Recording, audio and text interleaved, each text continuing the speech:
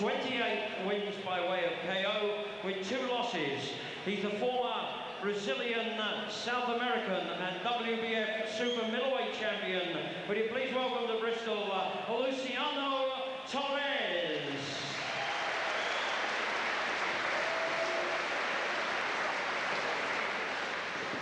And his opponent, ladies and gentlemen, across the ring in the blue corner, wearing the black trunks, coming from Newbridge in Gwent in South Wales.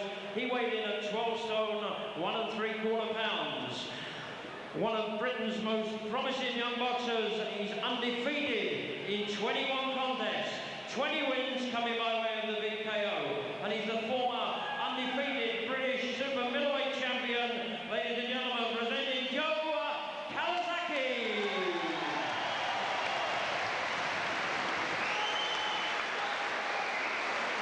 Presiding over this contest is Mr. Rodman, and the referee from Bristol was Grant Wallace. Thank you. Well, the referee is in fact Denzel Lewis for this one. Calzaghe has that kind of arrogant look on his face. He is extremely self-confident. And he's finished 6 of his last 7 fights, Calzaghe, inside 2 rounds. The young man from South Wales in the black trunks, the Brazilian in red, Luciano Torres, once ranked #1 by the WBA. That may tell you more about the WBA than it does about Luciano Torres. Huge swing from the Brazilian. Calzaghe, southpaw. Sometimes he looks a bit awkward and unconventional. Doesn't really take the eye, but suddenly he produces these big, booming punches, and it's all over.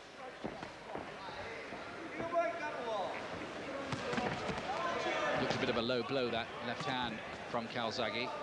Can this Brazilian, I wonder, manage to put him under any kind of pressure? Well, so far all he's really shown us is the right hand haymaker, really thrown in a big arch, having no success with it, but he's lunging forward. Both of them holding on and hitting.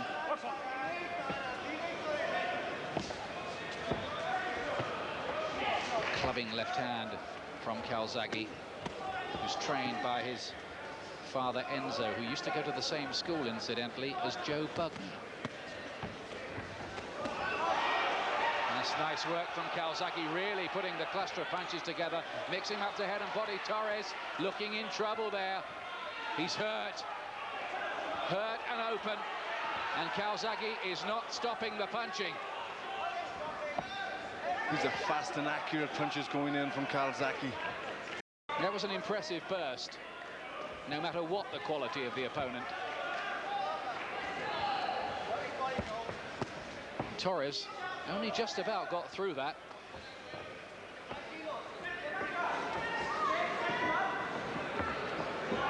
Thought for a moment as if Calzaghe was on his way to yet another first-round victory. Torres waves him in. Well, technically he's not showing a great deal, Torres, just this wild right hand, certainly not textbook stuff. Well, it remains to be seen how much Torres fancies this, taking this fight a long way from home, and he suddenly realised he's in with a young gun who can hit. The way this is going, it might not last long. Calzaghe's raining punches in. There was a big left hand, and for about the 4th time in the round, Torres reeled back against the ropes, almost as if he was not in control of his legs. He looks fleshy as well, the Brazilian. Yes, his balance is very bad. He's done no real offense. He's just throwing a wild right hand. There's nothing sharp coming back at Calzaghe. It was all that Luciano Torres could do to get through round 1. Matter of fact, I didn't think he was going to for quite a lot of the time. It didn't look like it. Calzaghe opened up with some good, fast combinations. He looked impressive when he did that, but there was very little comeback from the Brazilian. Torres just, his defense is weak. This is Calzaghe opening up, trying to get round the hands. He's a little unorthodox, well, a lot unorthodox, Torres, but Calzaghe having no problems at this point and landing with good, crisp, clean punches. And he couldn't throw anything back of any consequence, Torres. He was just reeling around on the ropes, trying the odd right hook, as we see there. A little bit of a haymaker, nothing really in. Heads down. But some nice quick punches from Calzaghe. The boys upstairs were wondering whether this fellow might end up being a boxing equivalent of Roberto Carlos, the Brazilian footballer. Well, he isn't. 66% success for Calzaghe against less than 10% for Torres in the opening round. Here's round two. Torres is in red. Calzaghe in the black trunks, absolutely dominating that first round.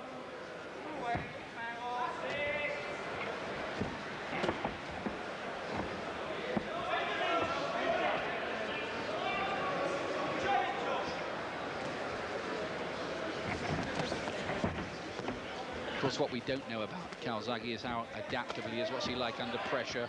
How does he cope with a hard fight? We may not get the answers to those questions here.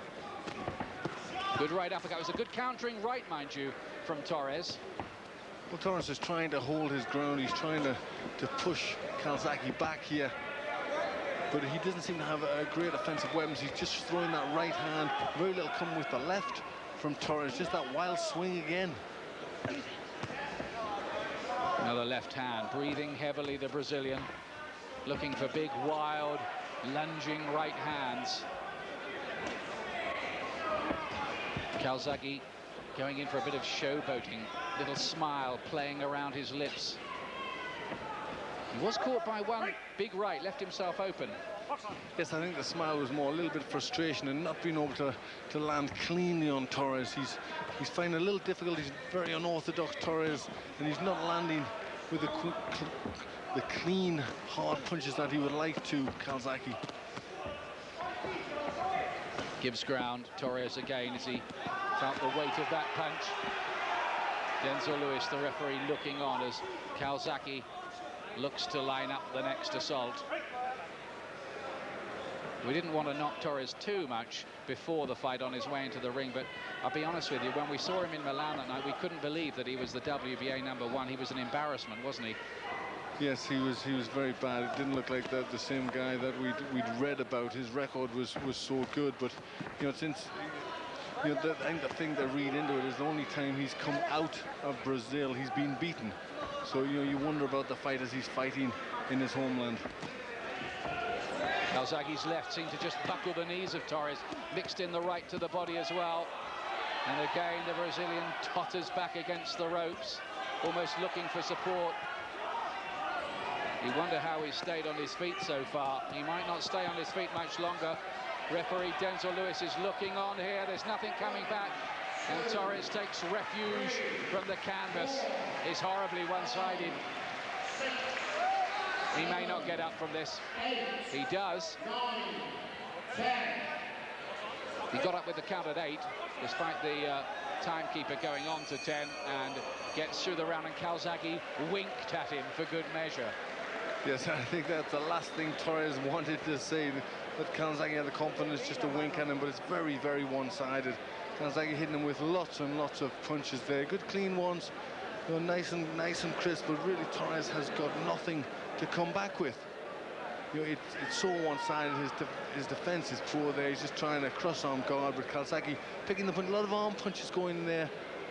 Not really getting the power in them, but just nothing coming from Torres. Just sinked there to his knees. He's very one-sided. I think the referee would have stopped the fight had Torres stayed on his feet for about another 5 seconds. He was about to jump in. I was looking at him. There he is on the right there. I think he was going to step in, and then Torres went down to give himself a break, and that's how he got through the round. Total fight punches landed 76 to 12 to Calzaghe. Yes, and you struggle to have seen the 12. Quite. Third round.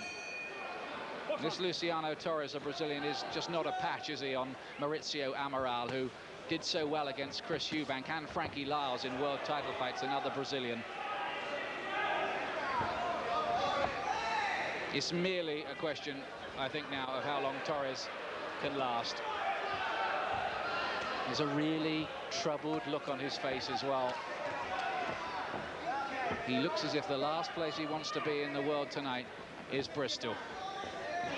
That's right. He's just got nothing to trouble Calzaghe with. There's no jabs coming. He seems to have one punch in his arsenal, and that's a roundhouse right.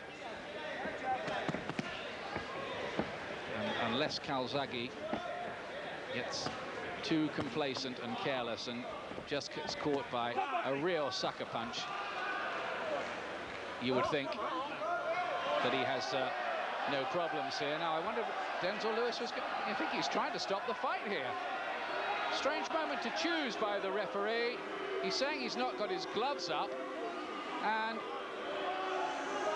well, the fight is stopped. Calzaghe's wondering what's going on. We're kind of wondering ourselves. He has stopped the fight.